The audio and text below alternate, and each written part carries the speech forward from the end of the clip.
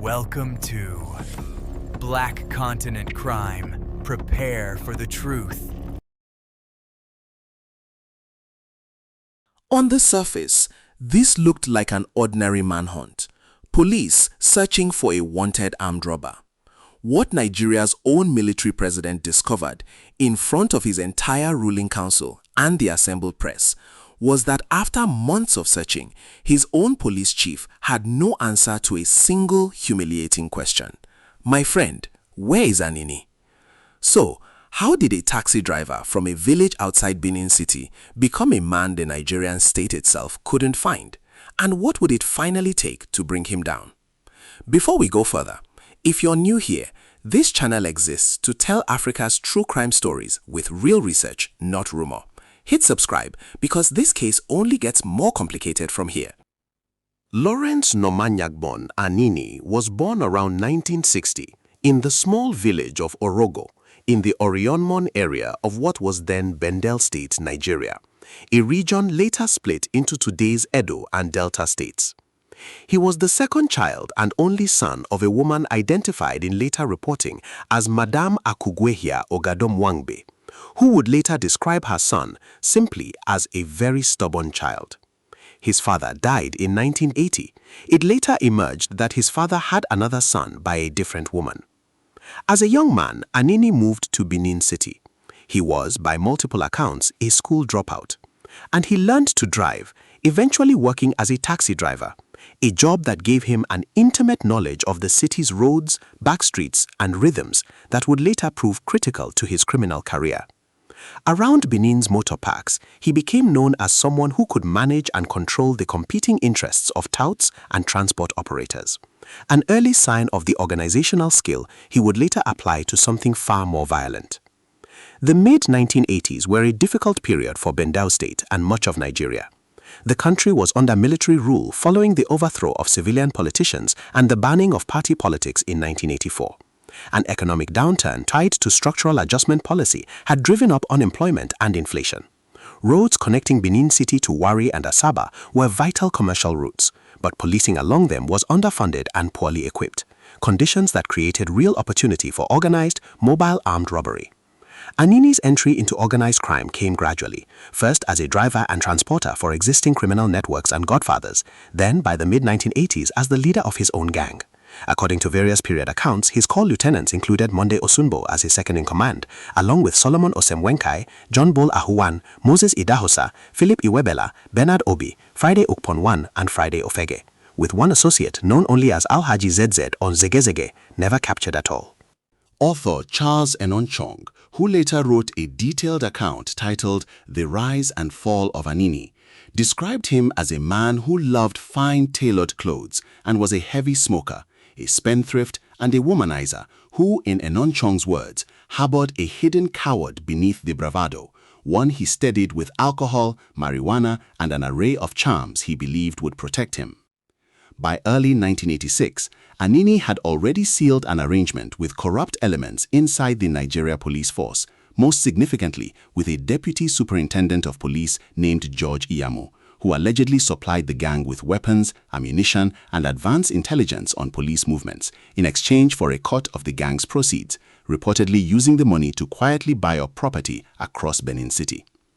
That arrangement collapsed early in 1986.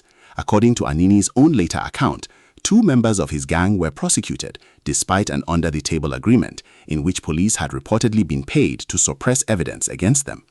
Anini viewed this as a profound betrayal, and it is widely cited as the trigger for what followed, a shift from opportunistic robbery into open, targeted warfare against the police.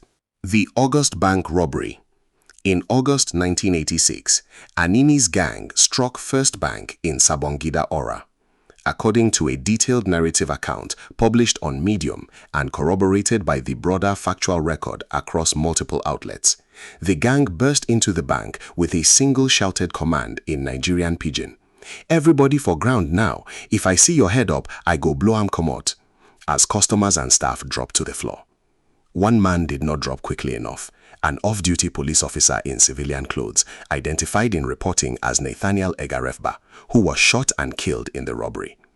Despite the violence, the gang escaped with only around 2,000 naira, a detail multiple sources note explicitly, framing the disproportion between the bloodshed and the payout as central to what made Anini's gang so feared.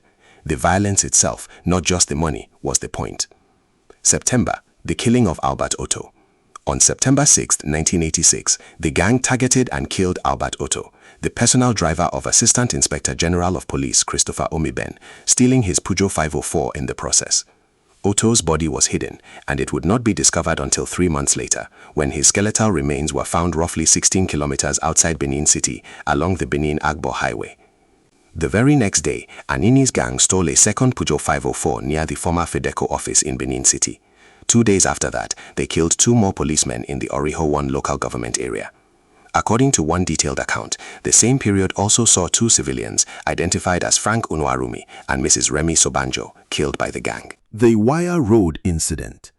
In early September, according to News Watch magazine's contemporaneous reporting, Anini seized a Bendel State government vehicle at gunpoint and drove to a Wire Road petrol station, where he shot the station manager in the thigh and made off with a large sum of cash, the exact amount unknown even to the station's own attendants.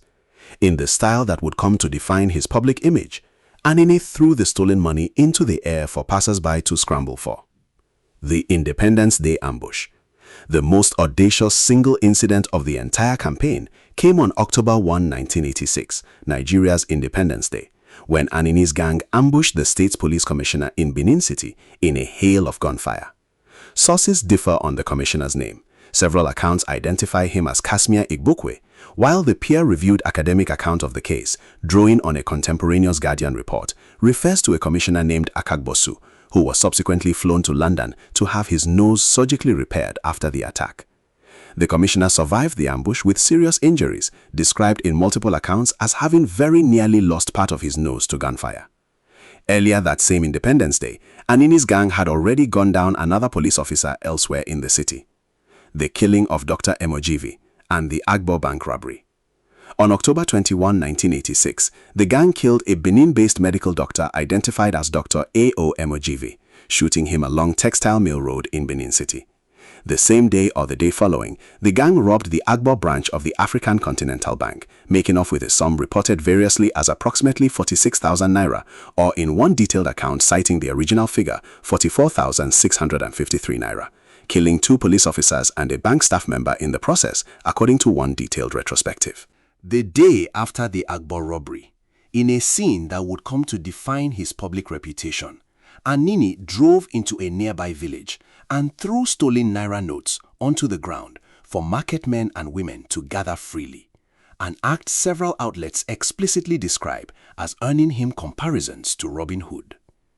By October 1986, the manhunt for Anini had become a genuine national embarrassment. At the conclusion of a meeting of Nigeria's Armed Forces Ruling Council, Military President Ibrahim Babangida turned directly to his Inspector General of Police, Etim Inyang, and in full earshot of the assembled press, asked simply, "My friend, where is Anini?"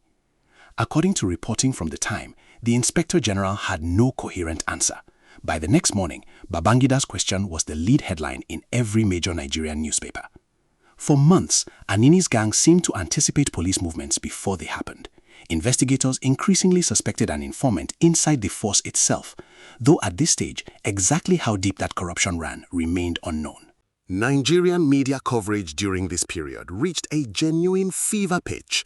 News Watch magazine crowned Anini the outlaw king of Bendel, writing that he had such a grip on the public imagination in Benin City that he could, in theory, cause residents to lock themselves indoors for a day simply by announcing his intentions on the radio. The magazine noted plainly, Anini is today the most talked about Bendelite in Bendel State. He has become a legend even before his death.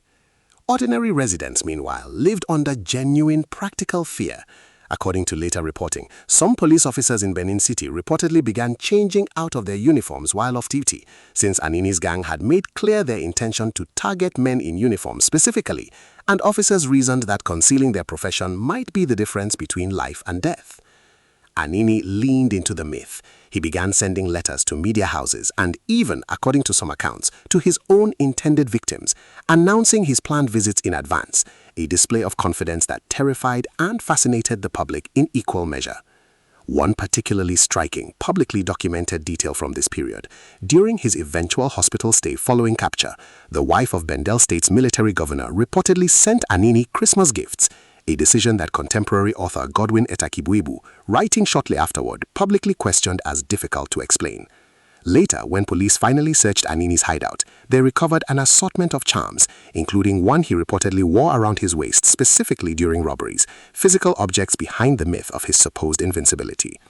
Explaining his own actions, in comments quoted by This Week magazine on December 15, 1986, after his capture, Anini, who spoke primarily in Pidgin English, offered this justification: "I did not kill police. My own is to do my own. I am a driver. I drive. I always beg them not to kill policemen, not to kill people. My problem with the police is that them kill my father and my brother at Ibadan and my friend Kingsley Iweka." On December 3, 1986, acting on a tip from locals, Uwanreroro led a 10-man team to a residence in Benin City. Sources differ on the exact address.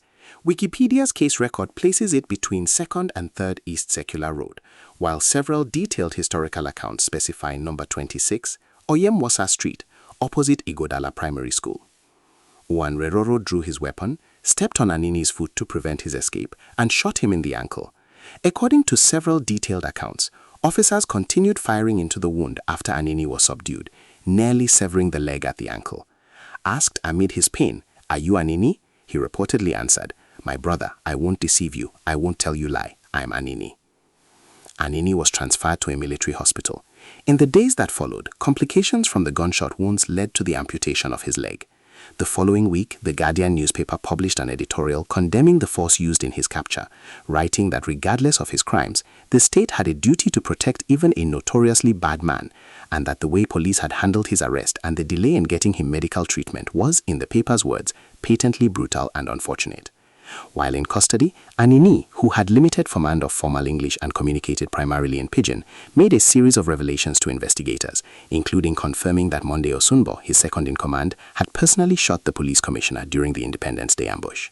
With Anini in custody, investigators moved quickly to build the case against his network, including DSP George Iyamu, whose role supplying weapons and police intelligence to the gang was confirmed through testimony from multiple gang members, particularly Monday Osunbo. Anini, Osunbo, Iyamu, and other gang members were tried together before the Second Benin Armed Robbery and Firearms Tribunal, presided over by Justice James Omagiji.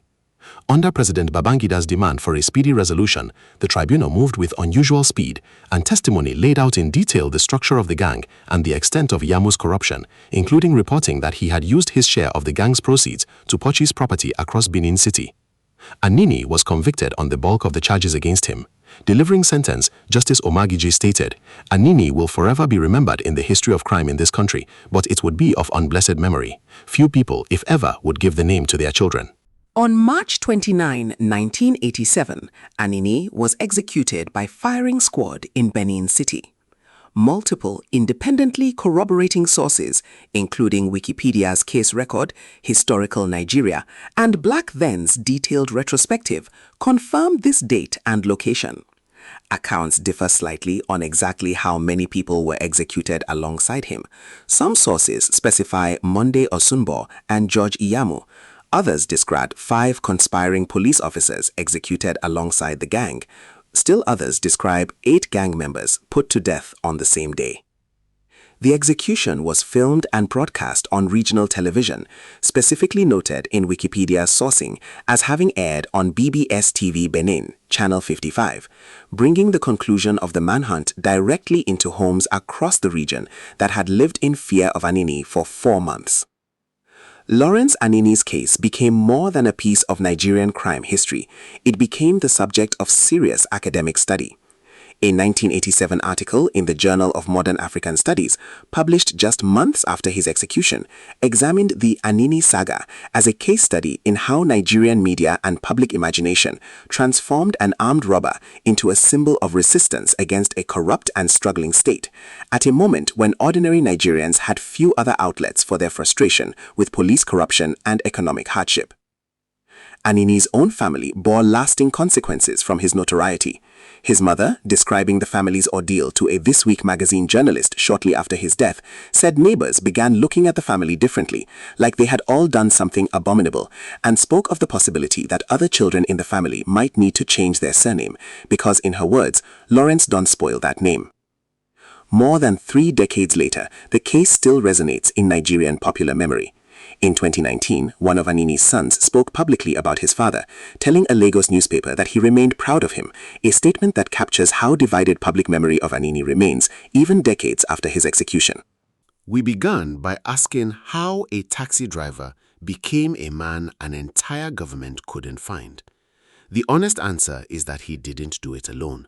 A corrupt police officer, a struggling economy, a sensation-hungry press, and a public desperate enough to cheer a killer for throwing them scraps of his stolen money all helped build the myth of the law long before his final capture. Lawrence Anini killed at least 20 people over 4 months, police officers who never made it home to their families, a doctor gunned down on his way through the city, a driver whose body wasn't found for 3 months. He also became, briefly and uncomfortably, a mirror held up to a system many ordinary Nigerians had already lost faith in. Both of those things are part of this story. Neither one erases the other. If this case moved you, share it with someone who needs to hear these stories told properly. Like, subscribe, and I'll see you in the next one.